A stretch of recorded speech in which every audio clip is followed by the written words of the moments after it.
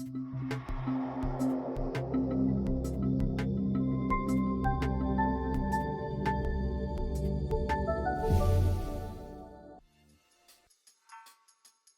it or not, it's our responsibility to provide our next generation with the guidance, the fortitude, the strength, the community, and knowledge that they need to succeed. We gotta cancel culture, change the way our kids are thinking. Think about the pain and anguish. We can save next generation. Break the cycle, no administration. Replacing anger with contemplation. Gotta teach them how to use their minds. Remind our kids they born divine. With a right to be, with a right to live, with a right to be exactly.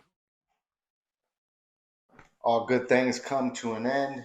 We are nearing the end of anger management for parents. It's not the kids, it's you. A book that I read chapter for chapter. Every chapter is an episode written by Matthew Grand. Today we'll be getting into chapter 6. And it is entitled From Negative to Positive. And before we get into this, I really like this title because one of the things that I've always been taught by multiple mentors and just things I've come across in my readings and my studies is that math is like the incontrovertible universal language of understanding, right? And mathematically, a negative means to minus.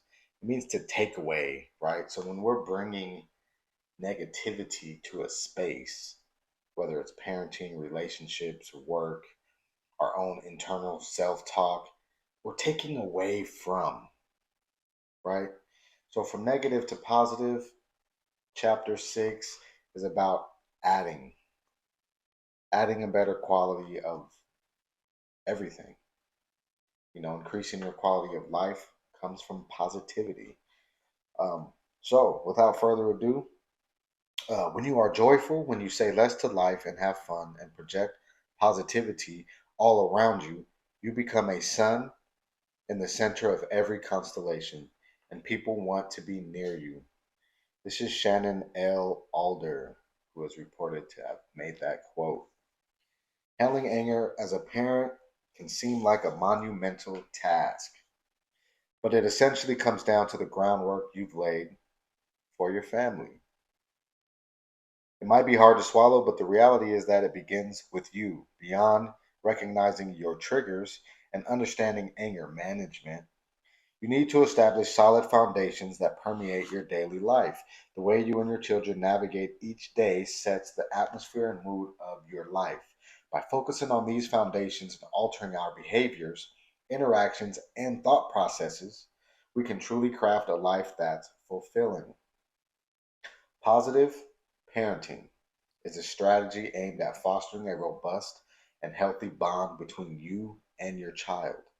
It's about expressing love, kindness, compassion, warmth, and acceptance to your child. It's about supporting them, guiding them, and assisting them on their journey while making them feel heard, appreciated, seen, and recognized. In essence, this parenting approach emphasizes encouraging good behavior rather than punishing bad behavior. Positive parenting involves key elements like being present, establishing routines and discipline, setting boundaries, fostering independence, turning mistakes into learning opportunities, building trust, and using positive reinforcement. On the flip side, we have negative parenting. Negative parenting arises from unconscious and harmful behaviors that we've learned from our parents and other influences. Whether we're aware of our toxic behaviors or not, many of us struggle to let them go. These negative and harmful patterns can damage our relationships. They often spark conflict, trigger negative emotions, and lead to arguments, resentment, anger, and frustration. But there's a silver lining. The first step is acknowledging the toxic and negative tendencies within yourself. Shining a light on them in this way can help dissipate them. The second step is to implement positive parenting techniques. By making this a daily practice, you can redirect and replace your anger, fostering a more harmonious, peaceful, and nurturing relationship with your children. Let's examine some clear indicators of toxic parenting and shed light on these traits so we can know what to avoid and be vigilant about. Toxic tendencies and behaviors, helicopter parenting or over parenting. When parents become excessively involved in their children's lives, it can inadvertently lead to low self esteem as the child grows into adulthood. Often, parents may not even realize that they're overparenting, which can negatively impact their child's development and overall well being. Overparenting can manifest in various ways, such as solving all of your child's problems, doing all their chores, paying their bills, completing their homework, micromanaging their activities, accompanying them to all their job interviews, and even contacting their teacher to negotiate better grades. This overbearing approach can have harmful effect on your growth and your child's growth. When parents are overly involved, it can unintentionally send the message that the child is incapable of handling things independently. The child may start to believe that they lack the intelligence or competence to take responsibility for their actions, care for themselves, or make independent decisions.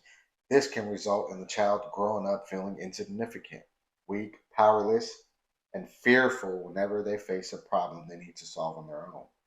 They may also become shy, insecure, and unable to set personal goals or dream independently. They live in constant fear of failure and feel they need their parent to shield them from failure. They dictate their actions and make decisions for them. As a result, they never learn to hold themselves accountable. More alarmingly, when overparenting becomes extremely toxic, it can lead to narcissism and a sense of entitlement in your child. In fact, when a parent is overindulgent and provides excessive gratification to their child, the child may grow up feeling entitled and continue to expect this level of gratification from their colleagues, bosses, friends, and partners. Refusing to take responsibility. A toxic parent often shrinks. Start over. A toxic parent often shirks responsibility for their actions. They tend to blame others or external circumstances for their problems, refusing to hold themselves accountable or apologize, even when they're clearly in the wrong.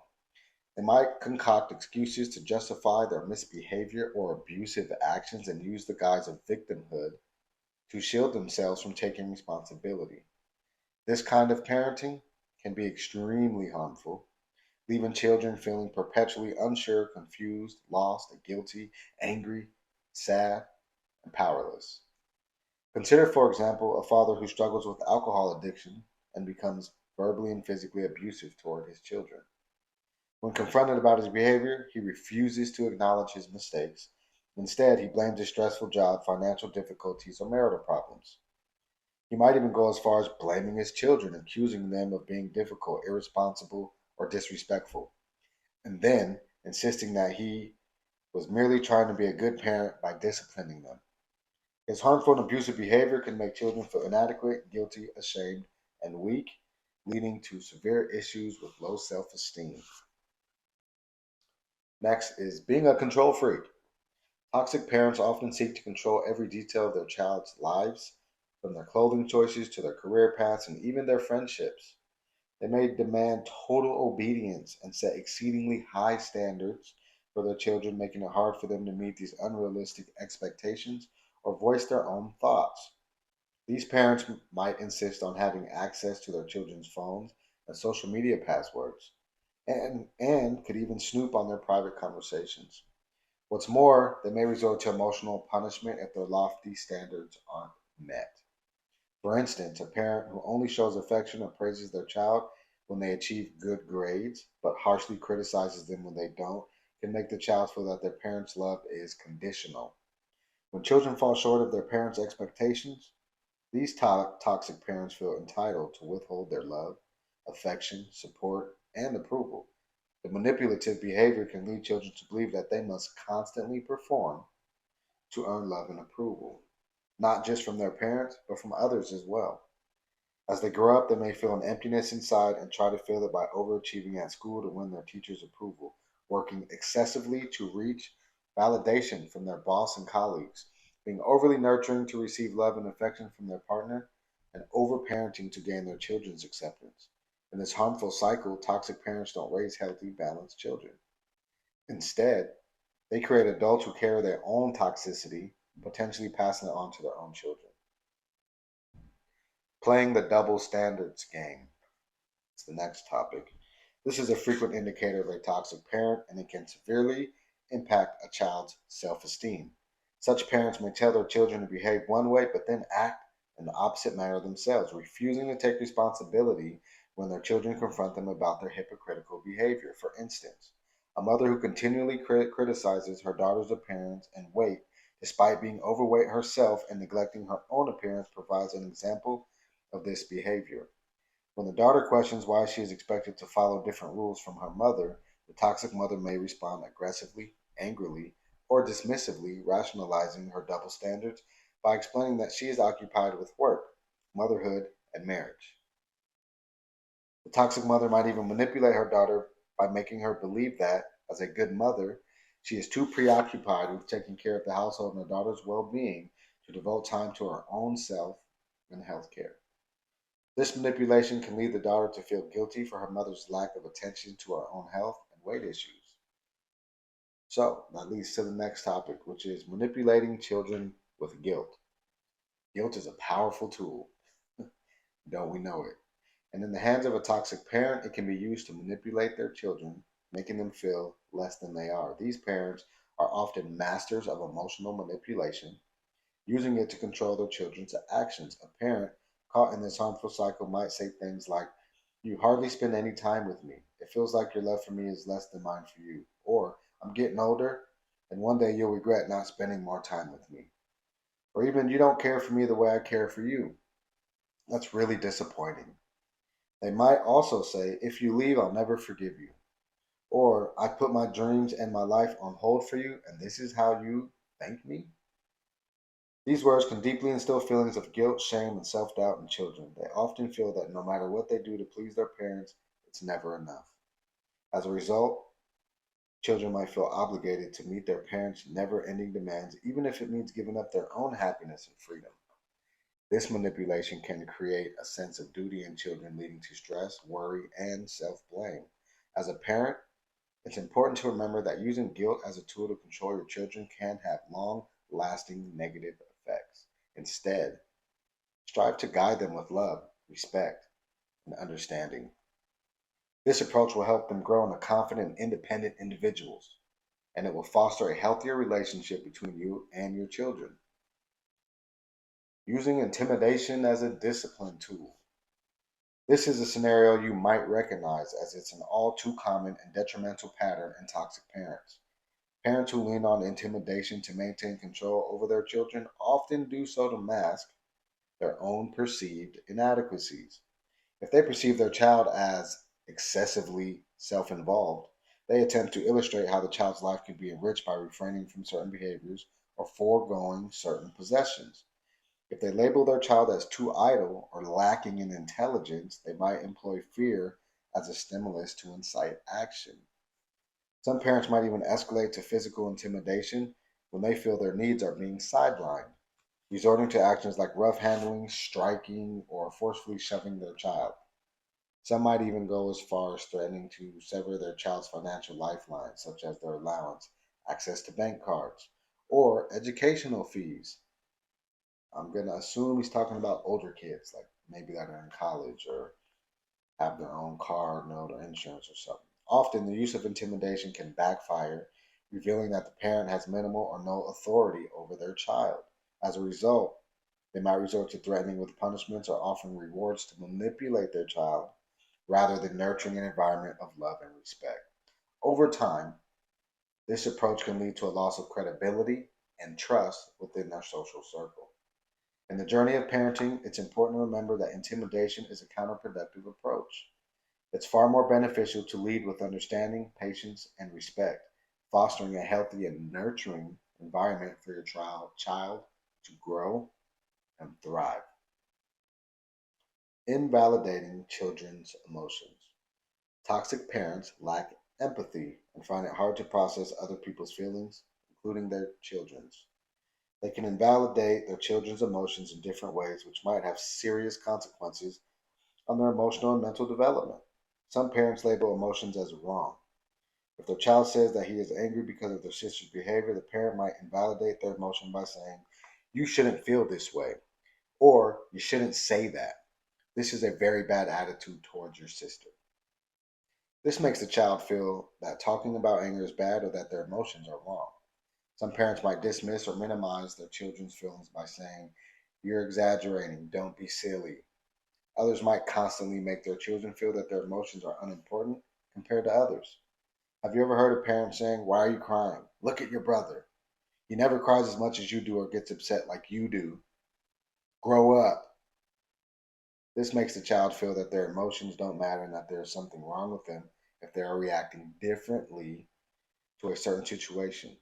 These toxic behaviors can have a significant impact on children's psychological and emotional development as they grow up.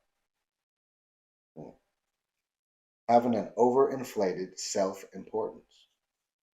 There's nothing wrong with having a high sense of self worth and appreciating one's gifts, talents, and skills, but toxic parents believe and act as if they are better and more important than others. They always want to be the center of attention, even if it's at the expense of their children. They can belittle their children's thoughts and get very angry if their opinions are challenged by others. They don't know how to engage in healthy conversations or even how to resolve conflicts. They want everybody to cater to their needs and comply with their rules. Parents with overinflated self importance might also consider their children as an extension of themselves and ignore their individuality and uniqueness. They don't believe that their children might have different interests, hobbies, dreams, and goals. They want them to be carbon copies of themselves to highlight their importance and feed their ego. They might even treat them as their own possessions, controlling their freedom and denying their independence as individuals. I met some parents like that before. Okay, next is lack of empathy. Toxic parents are unable to comprehend or appreciate their children's feelings. They are unable to recognize and respond to their children's emotional needs, which leads them to feel unsupported and neglected. When behavior harms their children badly, they remain unfazed and focus on their own perfection. They might also belittle their children's struggles or emotions, accusing them of being oversensitive or weak. This leads children to suppress or deny their own feelings, which tremendously affects their psychological growth as they become cold, heartless, emotionally numb, or aggressive wherever they face a situation where they have to be vulnerable and empathetic. Criticizing and using others. Toxic parents may unconsciously put their children down either directly with outright insults or indirectly with jokes. Although we can lightheartedly poke fun at each other from time to time, the narcissistic parent does so far too often and does not seem to mind if their child is uncomfortable. They might make jokes about their child's looks, weight, friends, ways of taking or dressing up, or criticizing their performance at school, their new job, new apartment, or car while making them feel ridiculed and speaking down to them. Moreover, many toxic parents regard their children as pawns for their own self gratification and enjoyment rather than human beings deserving of love and respect. They tend to have a lot of expectations of what others should do for them or provide for them. If they can, they will take advantage of their children, both minors and adults, and become enraged when they refuse to participate. They are too demanding and needy. They demand what they want rather than ask for it. They tell others what to do rather than asking, since asking would imply the other person is equally deserving of respect, which narcissists cannot accept. And then there's gaslighting. Gaslighting is a severe form of abuse that can have harmful consequences for children. When confronted with an issue, toxic parents may use gaslighting to make their victim question their own memory and perception. They might suggest that the person is overly sensitive, pretend not to recall the situation, or even outright lie and deny that the incident ever occurred. When a parent denies an event and convinces their child that they are wrong, the child may start to doubt their memory and even question their own reality. For instance, a gaslighting parent may deny verbally abusing their child when in fact they did. If the child expresses their hurt, the parent may deny everything, make the child believe that they misunderstood, and even accuse the child of disrespect and dishonesty. Such manipulative behavior can cause long lasting effects on the child's mental health and well being. Now that you've identified the toxic behaviors and characteristics that are causing negativity in your life, it's time to take the next step, exchanging negative behaviors for positive ones. Negative and positive energies cannot coexist, just as you cannot be happy and angry at the same time. I disagree, but I'm reading Matthew's book, so I'm not going to get into that yet. It's important to realize that the negative behaviors you've developed over time have become habits, which means that it will take time, patience, and practice to develop new positive habits. This process will require courage, patience, and resilience as well. However, the rewards of doing so will far outweigh the effort. By replacing negative habits with positive ones, you can fundamentally transform your day to day life. The results will be life changing. It won't be easy, but it will be worth it. It will be worth it. Okay, positive parenting techniques. Be present to foster openness and trust with your child. It's crucial that your child feels comfortable coming to you to talk about anything on their mind, no matter how they're feeling, what they've done, or how embarrassed they may feel. As we discussed in the previous chapter, communication is an essential element of childcare, yet it's often overlooked. In today's society, parents who work and raise children have little free time to relax, let alone sit down and have a conversation. As a child grows, they become more involved in pursuing their interests, making it even easier for parents to find downtime. However, it's still crucial that you make time for meaningful communication with your child. Parents should take time to recharge, but it's important to dedicate 15 to 30 minutes of that time each day to talk with your children. By doing so, you can avoid a lot of problems your children grow into their teenage years. As they get older, this time will become a natural part of their daily routine. They will be less likely to carry resentment and questioning their lives. Maintaining an open line of communication during their formative years will make it much easier for them to approach you when they encounter problems. This will strengthen the child's belief that they can approach you privately with issues that are worrying them, and you are giving them this window of opportunity. As a result, they will feel supported, guided, and safe, as well as able to trust you. Children's minds are highly receptive, much like sponges that soak up everything around them. However, they lack the emotional intelligence and reasoning skills to process it all. As a result, they may ask questions, even if they are unclear, to gain a better understanding. If their minds become overloaded, they may experience confusion, stress, and other intense emotions, just like adults do. The difference is that children may act out impulsively, throw tantrums, or become fearful or withdrawn due to their confusion and being overwhelmed. In our society, we often shy away from answering questions on topics we believe are too mature for children. While providing answers is essential, they must be appropriate for their age and give just enough information. If children don't receive answers to their questions, they may seek solutions on their own, drawing negative conclusions due to their limited life experience. The most effective way to establish trust between you and your child is to be present and spend quality time with them every day. Take the time to listen, answer their questions, and offer help when they are worried. By doing so, you'll better understand their needs and emotions, allowing you to handle, anticipate, and prevent any potential issues. This approach promotes harmony and peace, which minimizes frustration and angry situations. Establishing boundaries positively, a key to successful parenting. Rules and boundaries are fundamental aspects of child rearing. Setting boundaries helps your child develop self control, a crucial skill for their future success. A lack of self control in children can negatively impact their adult life, leading to a lack of respect for others and a disregard for consequences. It lays the groundwork for success in employment, education, and social interactions. While most parents understand the need for rules, they often struggle with enforcing them and implementing consequences. It's natural to desire our children's love and acceptance, but first, we must equip them with the tools they need to succeed.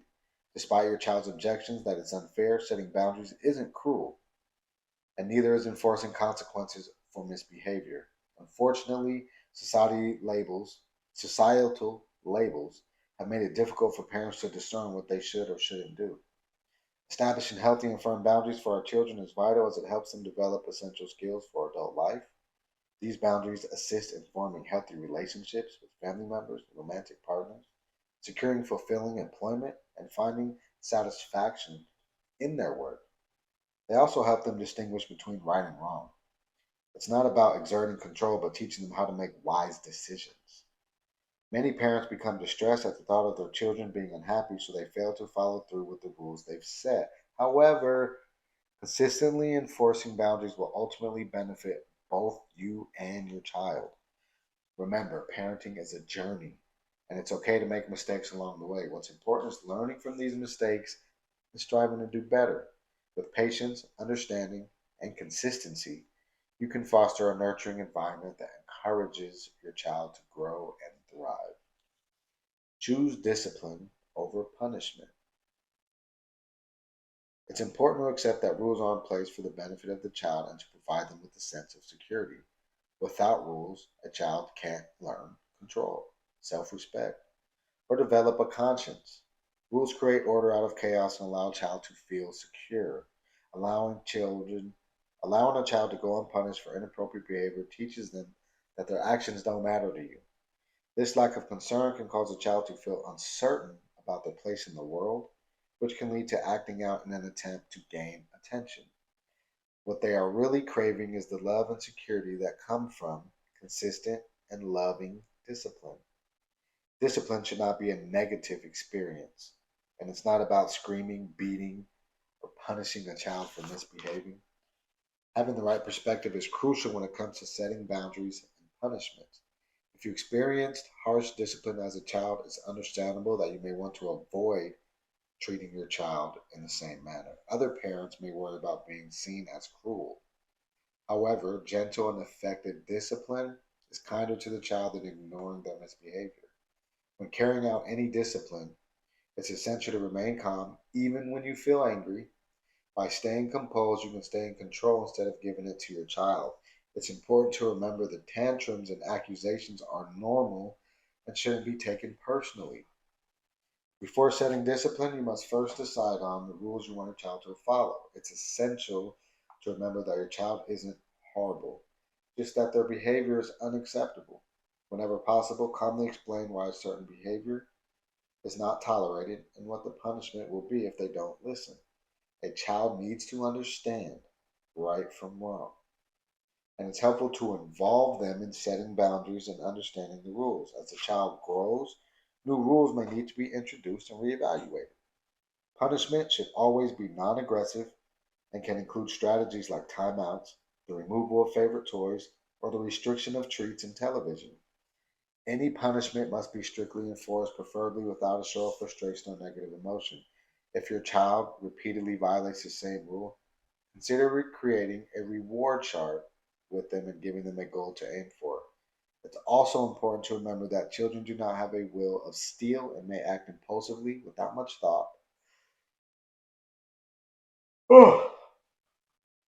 So it's important not to tempt them with something they shouldn't do or have.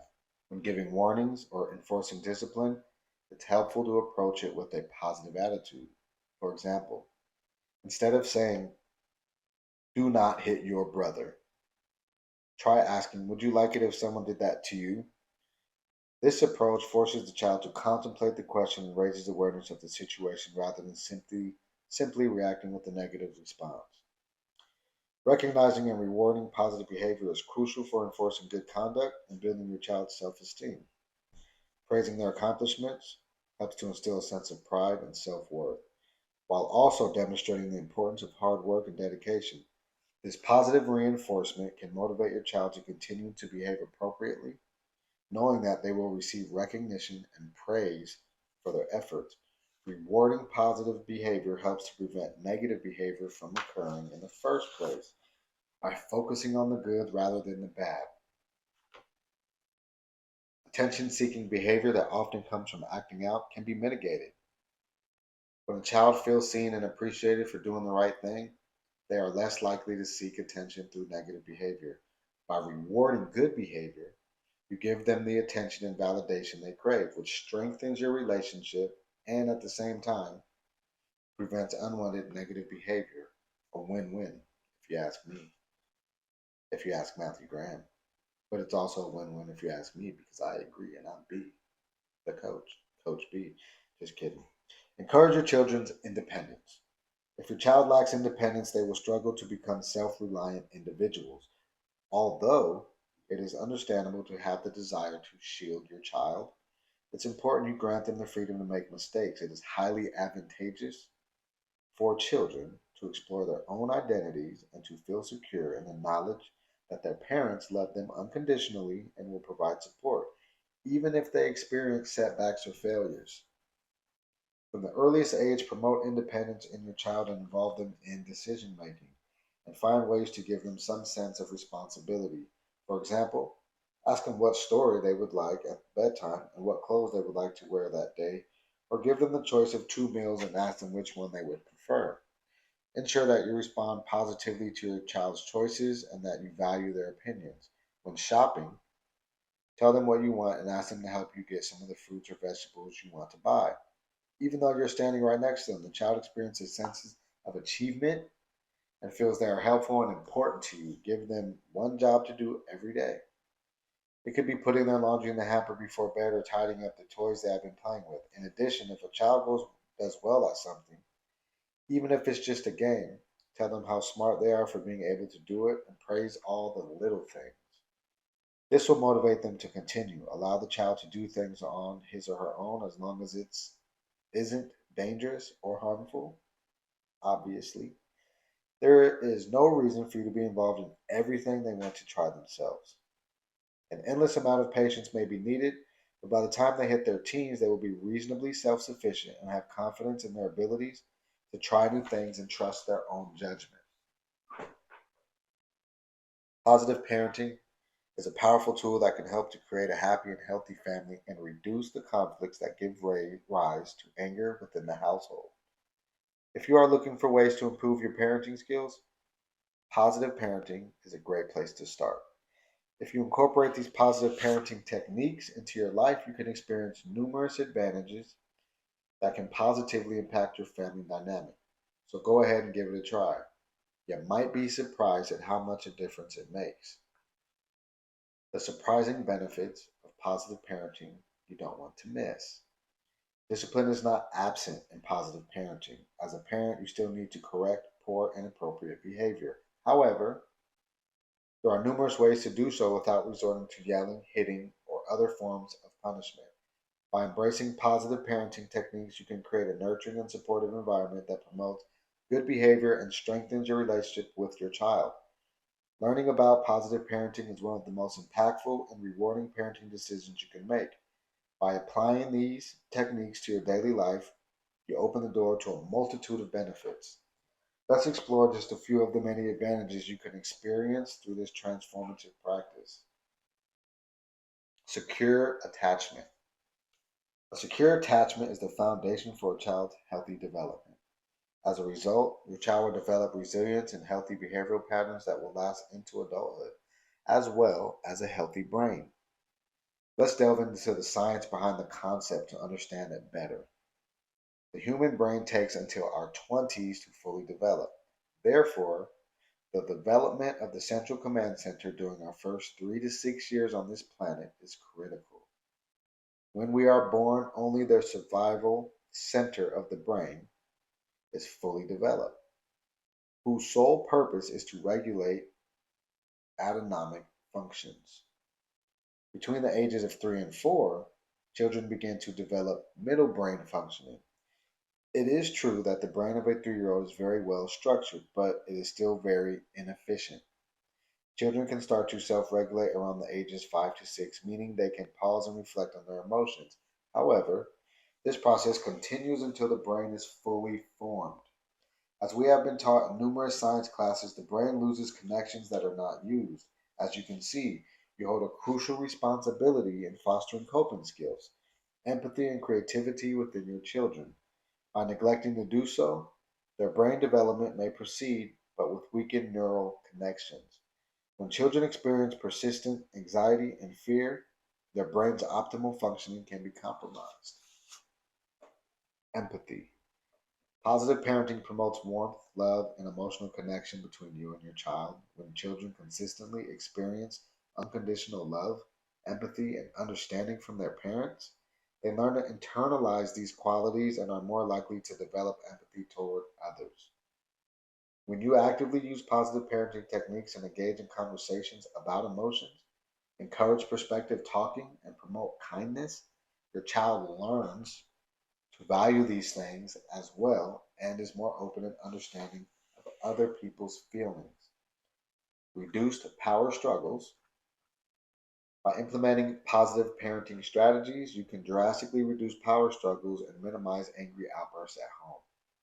Harsh disciplinary methods often cause children to feel embarrassed and self conscious, leading them to suppress their feelings of guilt, which may manifest in behaviors that you disapprove of. Cycle. However, when you adopt positive parenting techniques, you can foster a healthier dynamic with your child by setting limits and boundaries empathetically, compassionately, and fairly. You can create an environment of mutual respect and understanding. When children are treated with kindness and respect, they learn to model those behaviors themselves, reducing the likelihood of power clashes and encouraging positive interactions. Healthy emotional growth. Children who have a positive self image will have positive self esteem as adults. They understand that they can achieve success and feel good and proud of their efforts, achievements with determination and arduous effort. Constant yelling and back and forth arguments can instill fear and humiliation in children, leading them to make poor decisions or fail to make critical decisions. For instance, if you are constantly criticizing your child for every mistake they may start believing that they can never measure up to your expectations and will seriously doubt themselves. This can also lead to a lack of self confidence and a fear of failure in adulthood, which can affect their personal and professional lives.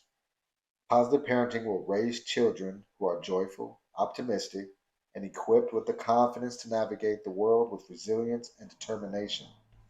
That alone should motivate you to be your best every day. Don't you agree? Identify motivators. Numerous factors drive our motivation, depending on the situation we are in, and children are no exception. When you use harsh sanctions as a parent, you limit yourself. Positive parenting, on the other hand, allows you to think more imaginatively. You can take advantage of learning how to isolate the items your child values. Additionally, if you want to reward your teenager for good behavior, it is an excellent idea to give them the opportunity to do grown up activities by themselves. For example, if your teenager has been consistently completing their homework and helping with chores around the house, you might reward them by allowing them to have a night out with their friends without any parental supervision. This shows them that you trust them to make good decisions and gives them a sense of independence, while also motivating them to keep helping out around the house and doing what needs to be done. Relationship building. Positive parenting is based on creating successful and happy experiences with your children, which allows for significant loving, nurturing, and strong family bonds to flourish. To achieve this, parents should understand the importance of setting limits with their children through loving guidance. When done correctly, this approach fosters mutual respect among all family members, eliminating the need for constant discipline. Instead, parents can provide guidance and support when needed, leading to a more positive and fulfilling family dynamic. Isn't that amazing? Isn't it? Being a good parent is an immense responsibility that demands our full dedication and should never be regarded as a small endeavor. It is crucial for you to continually explore and discover the strategies that work best for you and your children in order to nurture an environment where your family flourishes and achieves success. Despite your best efforts and sincere intentions, it is natural to occasionally doubt your capabilities as parents and feel as though you haven't met your own expectations. Nevertheless, I strongly urge you to start acknowledging the tremendous value of a solid and resilient support system, as well as the incredible benefits it offers to both you and your family. By embracing this support and actively seeking assistance when necessary, you can discover the much needed guidance and reassurance required for navigating this adventure called parenting. And that concludes the reading Matthew Grand's chapter 6. Anger management for parents. It's not the kids, it's you. Get your book. Next episode is chapter 7, the importance of community in parenting. That'll be next episode. But a lot of this stuff brought up a few good points. This is really good information, but this is still surface level anger management, surface level parenting. The information in this chapter has ignited in me some of the things that I actually do in real life parenting. I'm a father of 7. Some of my kids are older and out of the house, but there is a 10-year-old, a 7-year-old, and a 4-year-old that interact in our house, that live here, that are ours. And one thing I can agree with wholeheartedly is we created family rules as a group, right? Because I feel like there's more buy-in from the kids when they are a part of the process. When they're a part of the process of creating the rules about whatever it is and creating the consequences that come with those, then it's about holding them accountable not only to their behavior, but to their agreements, which our whole life as adults is based on contractual agreements. Everything's in contract, right? So you can teach your kids dually. You can teach them to self-regulate, teach them to, uh, you know, manage their behavior and emotions, refer to the contract. So you teach them that contracts really are what run the world. And so one of the things that I teach my kids is I tell them that life is transactional, you know, and by that I mean I tell my 10 and my 7-year-old that everything has a price, right? Good, bad, whatever it is, there's a price. So for example, the price for them to use their electronics upon waking up is brushing their teeth. So if I come out of my office, and it happened this morning, I can see my 10-year-old and my 7-year-old, 7-year-old on the TV, 10-year-old's on her iPad, and I can just simply ask them, hey, before you guys use these electronics, did you pay the price? And they look, and then if there's no response, which there was this morning, this is what happened. I said to Aries, what is the price for your electronics to be used? And then, oh, boom, shot straight to the bathroom, brushed her teeth. Achilles dropped the remote, went in there and brushed her teeth. No yelling, no, what are you doing on here? You know the rules. Just a gentle reminder. They're kids, and also it's the summertime. But for somebody that lived in anger all the time to the point where I had to separate my anger and create a whole persona, I call my anger the old man because it's he's never gonna go away, right? But it's deep, deep, deep, deep, deep down the spiral staircase in a dungeon, locked in a cage, and I never let him out to cause damage to the outside world. I know it's there, and I can draw on that energy when I need it. When there is an injustice, I will feel angry, but I will use it positively. When it comes to my kids, there are certain things, there are certain triggers, that happen. But one thing I heard in another from another parenting instructor is that a couple of seconds to just make an apology could really save you a lifetime of damages in the future. If you snap, if something happens and you burst, right, your anger meter gets way up and yeah, freak out, right? Apologize. It's okay to apologize to your kids. It's not the end of the world. And in fact, it will actually make their world much better and their growth and development in the future. And it will allow them to respect you, that you can stand on a mistake, own it. You're modeling what that looks like. Because again, we hear it, but maybe not often enough, right? Our kids are watching us, and what they watch is what they're going to take into their adulthood. What we say only has a little bit of value when it comes to our parenting, but it's the whole presentation, how we interact with our friends, how we interact with our job calls, how we treat our job, how we interact with bills and bill collectors, phone calls we make to certain people. If we talk about people behind their back and our kids see them people come over and then see us hang out with them and be like, they know, they're watching. It's it's one of those things. And part of that really will help with this anger that we have, right? Anger management for parents. It's about behavioral regulation. It's not the anger that you want to manage or control, right? Because anger is as natural as a storm. You can't pop a pill and make a storm go away. Anger is nature. The nature of anger is that anger is nature. Knowing that, what are you doing and how are you setting yourself up so that when nature happens, you already have a plan that you can act on instinctively.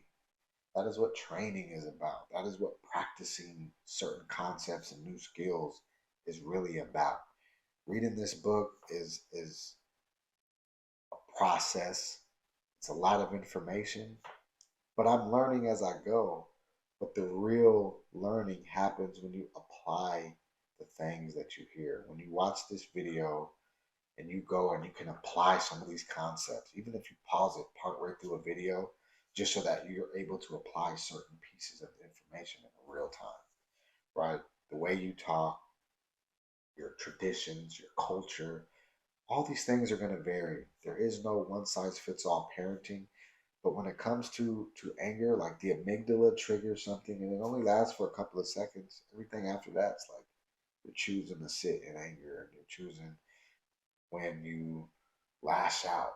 Those are choices, right? When you cause anger to manifest in your physical reaction, that can be managed.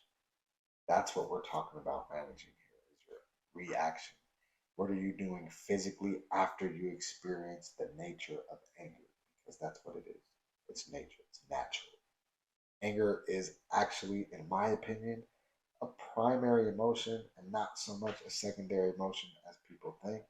And there is some philosophy to back that opinion, but that's just my opinion. I believe it's a primary emotion, but also we don't have control over when it shows up, right? We just have control over what we do when we experience it.